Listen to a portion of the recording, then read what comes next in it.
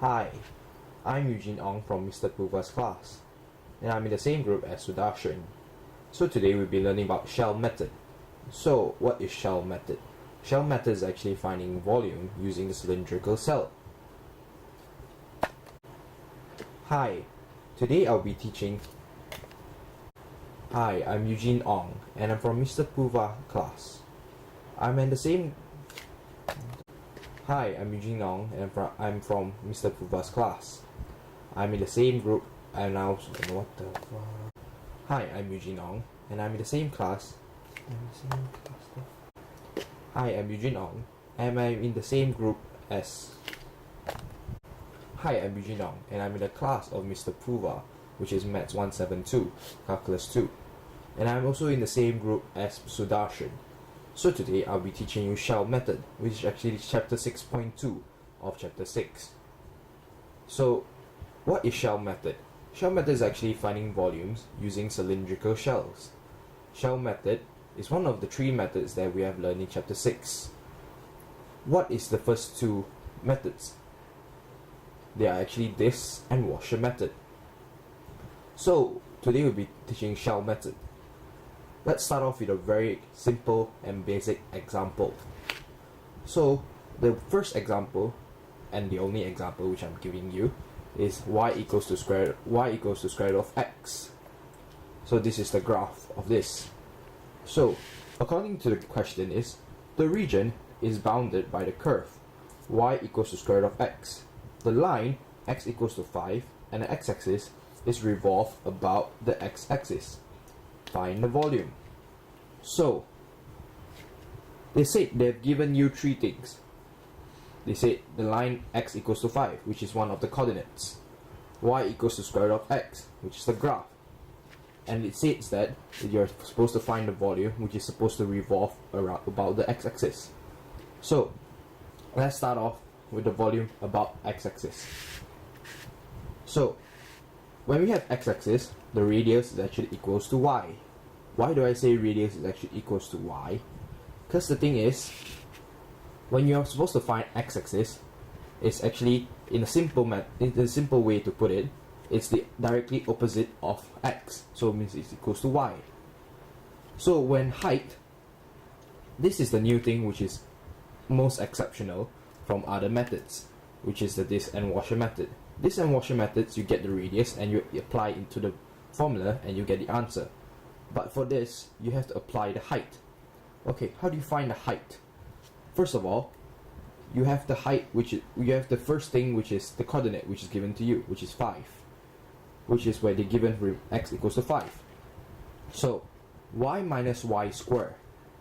The thing is, when you have the equation y equals to square root of x, it's when you have to find, when they say find x-axis, when you say you have to find from the x-axis volume on the x-axis, it's can be said that it's x, you have to find x equals to something.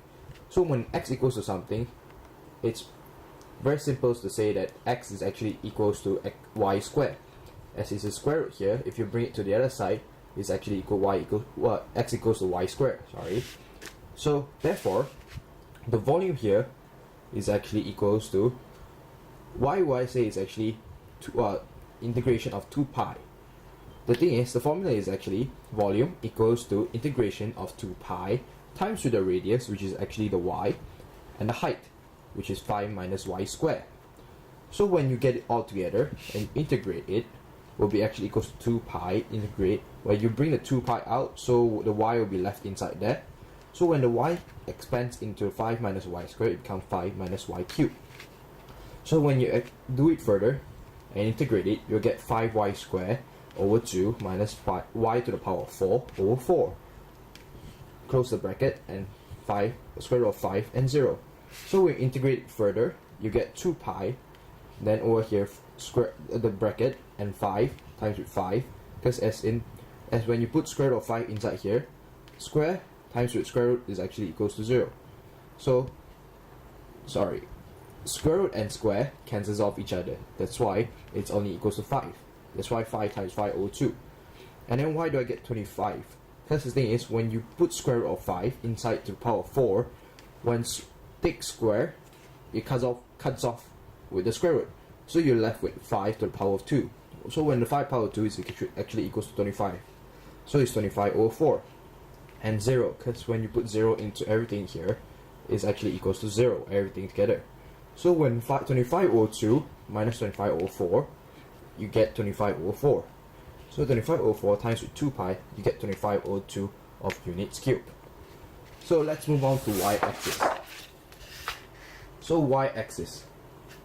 Radius is equals to x. Like I said earlier, the equation is actually y equals to square root of x. So when y equals to square root of x, and it's in y-axis, so it can be said that it's quite simple to put it as when it's y-axis, the radius is actually equals to x. It's the other way around. Why would I put height is equals to square root of x? Let's see back the graph. The height over here, they say y is equals to square root of x. Y is equals to square root of x. So it can be said that the whole thing here, the height, this line here, from here to here, is actually square root of x. So that's why the height is actually equals to square root of x.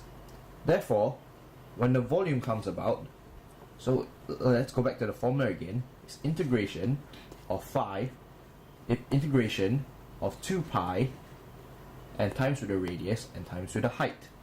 So it's actually equals to volume times with 5 equals to integration of 5 and 0, which are the limits, and 2 pi x and square root of x, which is the height. So when you integrate further, you pull the 2 pi out, and when the x times inside the square root of x, it becomes x3 over 2. Why is it x3 over 2?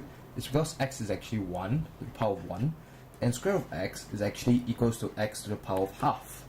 So when x to the power of 1 and times x to the power of half, it becomes x3 over 2. So when you integrate further, it becomes 2 pi when you put it out, 2 pi and bracket of 2x 5 over 2 over 5, and close the bracket 5 and 0. So then after that, when you integrate further, it becomes 2, 5, 5 over 2 and 5, because you put the 5 inside the x, and minus 0.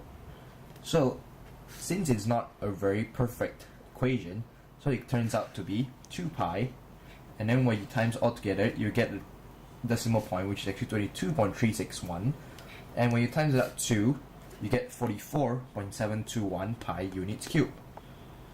So that's the answer for y-axis.